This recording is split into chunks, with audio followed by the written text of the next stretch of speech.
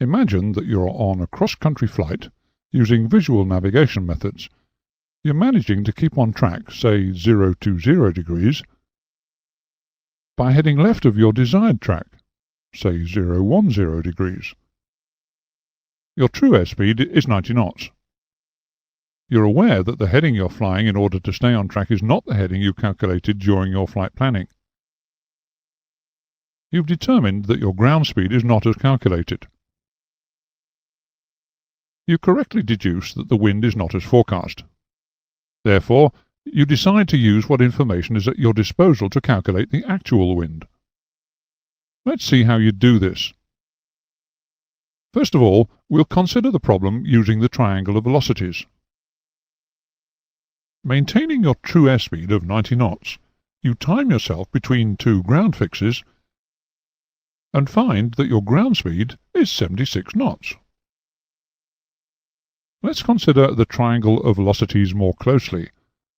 We have a track direction, 020 degrees, and length, ground speed 76 knots, drawn to a suitable scale. We have heading direction, 010 degrees, and length, true airspeed 90 knots, drawn to the same scale. We can now complete the triangle of velocities by joining the two upper marks on the track and heading vectors. This gives us a wind from 330 degrees at 20 knots.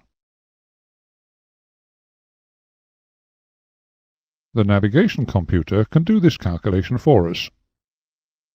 Put the true airspeed of 90 knots under the center circle. Align the heading of 010 degrees with the index mark. Determine whether the track is to the left or the right of the heading and by how much, by referring to the fixed scale opposite the track.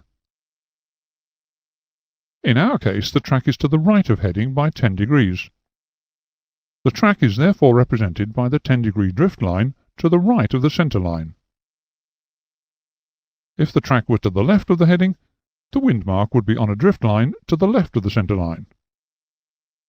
Place the wind mark over the 10-degree drift line where the speed arc to the value of the ground speed, 76 knots, intersects it. Rotate the window to place the wind mark on the center line down from the center circle.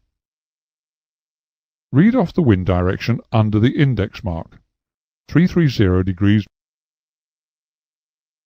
The wind speed is the difference between the speed under the center circle and the speed now showing below the wind mark.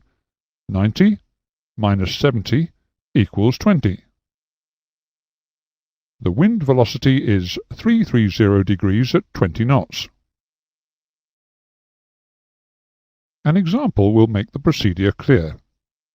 The track is 280 degrees. The heading is 292 degrees. The ground speed is 110 knots, while the true airspeed is 95 knots. What is the wind velocity? Put the true airspeed of 95 knots under the center circle. Align the heading of 292 degrees with the index mark. Here, the track is to the left of the heading by 12 degrees. It's represented by the 12-degree drift line to the left of the center line.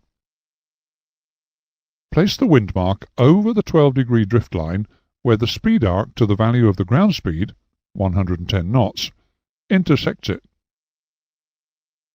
Rotate the window to place the wind mark on the center line down from the center circle. Read off the wind direction under the index mark, 050 degrees. The wind speed is the difference between the speed under the center circle and the speed now showing below the wind mark. 95 minus 69 equals 26 knots. The wind velocity is 050 degrees at 26 knots.